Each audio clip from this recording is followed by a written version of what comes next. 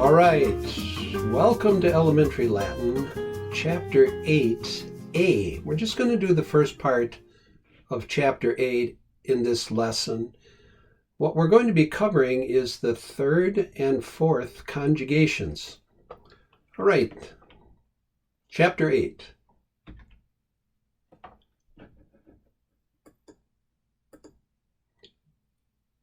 A little Romanitas. Here you see in the model this stone theater with a large courtyard in front of it. This is the theater of Pompeii. Some of the features that, here's the Tiber Island right here. Okay, and here's the theater of Marcellus. And the forum would be up kind of over in this direction, but one of the first structures that was built in the Campus Martius was the Theater of Pompeii. This is actually the place where Julius Caesar died. It was completed in 55 BC, and it included a temple to Venus Victrix. So Venus, the patron goddess of Rome, and the temple would have been on this end here, would also be the site of Julius Caesar's murder. Okay, so in reconstruction, it looks something like this in digital format, okay? The Theater of Pompeii, right. Ironically, Caesar fell dead at the foot of a 15-foot statue of Pompeii that was in the foyer.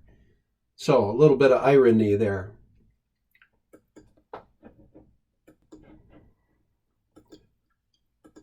Okay, let's get into the chapter content, what we have in Chapter 8 of our Shelmerdine text.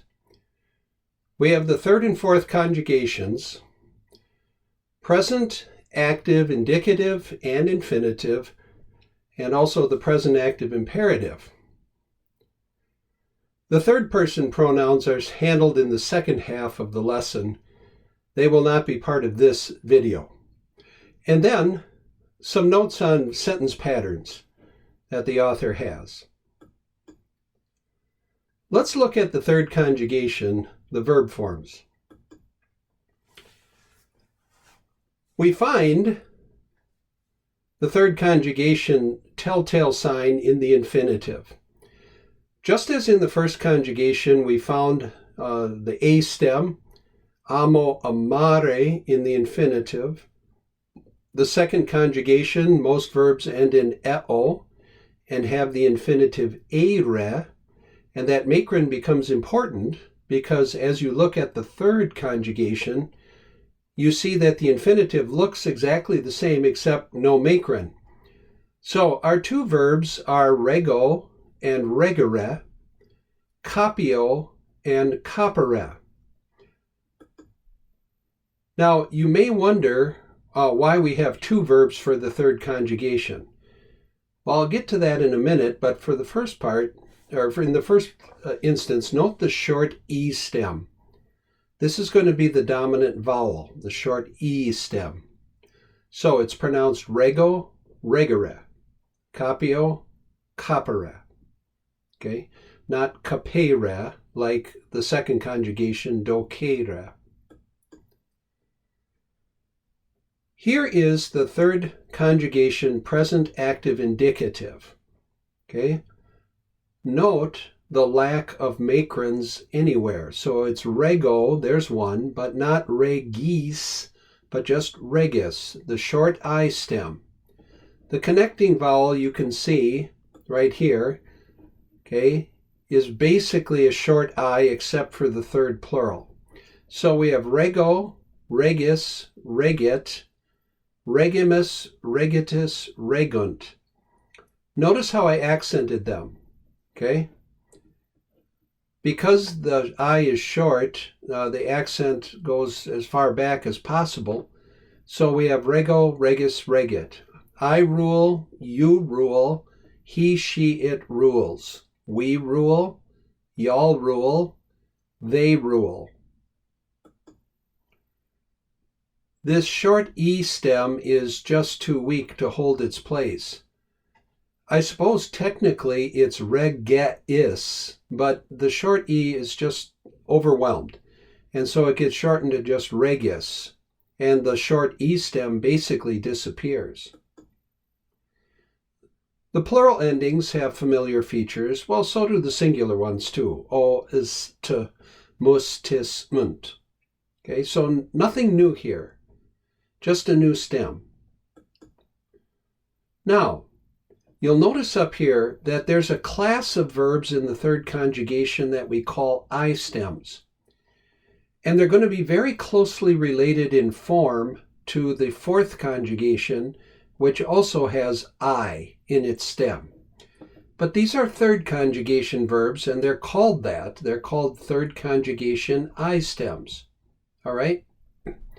Now, on the surface, they don't look any different, except we notice that as opposed to the previous slide where we had the root vowel is the short E, with these, the root vowel is the short I. And instead of a double I, something like kop it is or kop it it, this short I drops out. But you'll notice in the in the first person and in the third person, because the connecting vowel is not an I, there you can see it show up. Okay, so copio, copis, copit, I take or seize, you take, he, she, it takes, copimus, copitus, but now look at the third plural. Not copunt, like on the previous slide we had regunt, but here, copiunt, copiunt. But Professor, I got a question. How am I going to be able to tell it's an I stem? Well, you'll be able to tell from the first form, copio. Okay, so the first form here in the dictionary is rego, but here it's copio. So there you see the I stem show up right there. And then you can expect that the infinitive is copere, copere, not capere, not capire, but copere. This is a third conjugation I stem.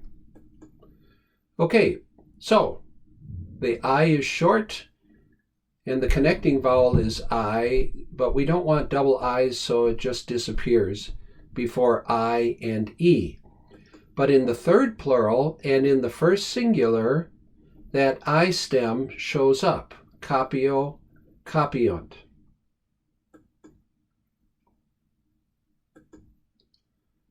The imperatives are what we'd expect. All right? So we go to the infinitive, regere, and we lop off the RE. However, in the plural, notice it's not reg-e-ta, but reg-i-ta. Okay? So a little bit of an irregularity here. Cape, capita. Okay? These are the imperative forms. Second singular, second plural, I stem, second singular, second plural. Cape, capita. All right? The short I drops out before another I or an E. The third conjugation also has some irregular imperatives. Okay? And I don't know what to say about them except they're kind of common verbs, that is, and you just got to get used to it. They're irregular, okay? So it's hard to say this is why they formed the way they did. Sometimes we just say irregular means irregular, okay? So let's take a look at them. Common verbs to say, dico, duco, to lead, facio, to make or do, like in manufacture, and fero, to carry or bear, or sometimes it can mean that it is said. But here, deek, duke, fac, fur, and then in the plural, which look quite regular. It's just the singular ones that are a little bit different. Dicite, ducite, facite, furte. That one's a little different, but we do have the te ending on all four of them. It's these singular imperatives that are truncated. Okay, and we can probably see why. You take a verb like dico and you're trying to get information out of your kid, right? Instead of going dika, you just go dik, speak, right? Okay. So, just something to be aware of, that some of the third conjugation imperatives are a little different. Now let's go on to the fourth conjugation. All right, present active indicative and imperative. Again, we identify the fourth conjugation forms from the second principal part, or the infinitive. Okay, so here's laborare, first conjugation, monere, second conjugation, regere, capere, the two verbs we just talked about. And now notice the difference here, audire, audire. I especially want you to note these two. If you just look at capio and just look at audio, it's very difficult to tell. You really can't tell which is a third I stem and which is a fourth. You have to go and look at the infinitive. So capere will tell us, capio is really a third declension I stem. Audire will tell us, audio is really a fourth conjugation verb.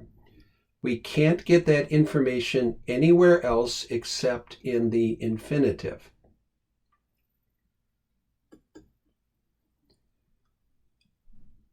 In Chapter 8, you have 4 fourth conjugation verbs in your verb list, or your vocable list.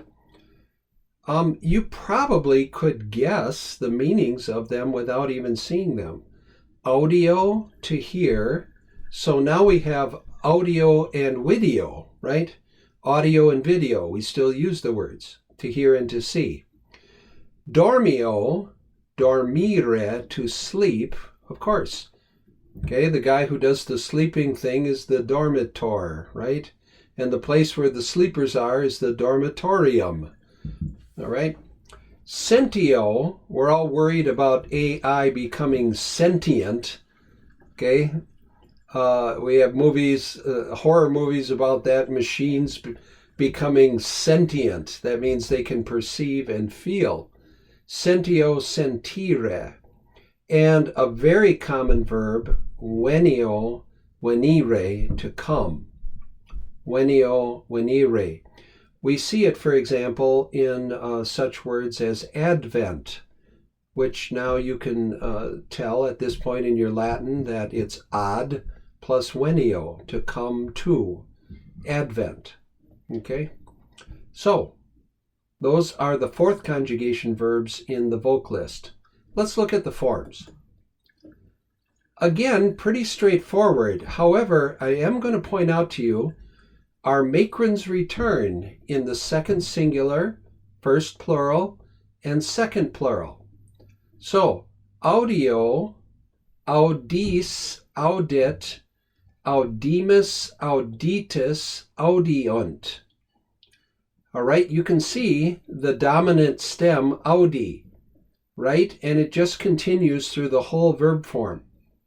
Audio, audis, I hear, you hear, he, she, it hears, we hear, you plural hear, they hear. So the makrons appear in the places that we usually see them, right? Now, the imperative forms look a lot like the third conjugation I stems. Audi, here, audita. So these are formed very regularly, like you go to the infinitive, audire, drop the re, you have audi. Hear, listen. And the plural, audita, listen.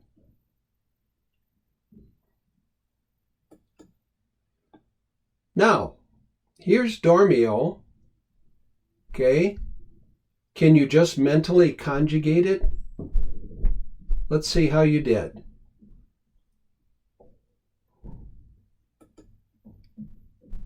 Okay.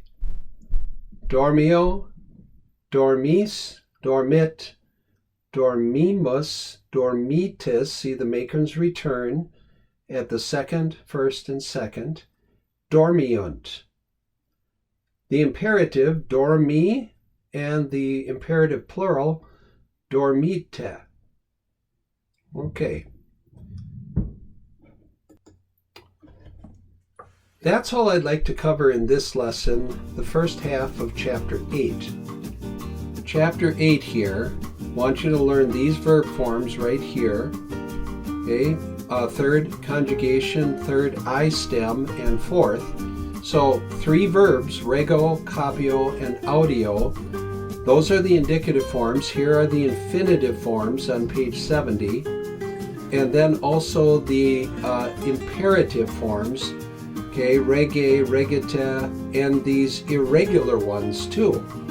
Okay, then I'd like you to do exercise 57. All the forms are present tense, as you can see, but we'd like to identify each of the following verbs by person, number, and mood. All right, so that exercise, and then way at the end, as you have time, I would do this last though, okay? Do this last, reading 8. The poet Ovid begins his poem, The Metamorphoses, by announcing his theme and asking the gods for inspiration. All right, gentlemen, thank you for handling these forms on your own and preparing them for quiz on Tuesday. And we'll finish the second half of Chapter 8 at that time on Tuesday and Wednesday. And that'll put us in a good position for our second unit test, which will be administered while I am gone. Okay, God willing then, see you Tuesday. All this information can be found in Moodle as well. I will send out a note. Wale!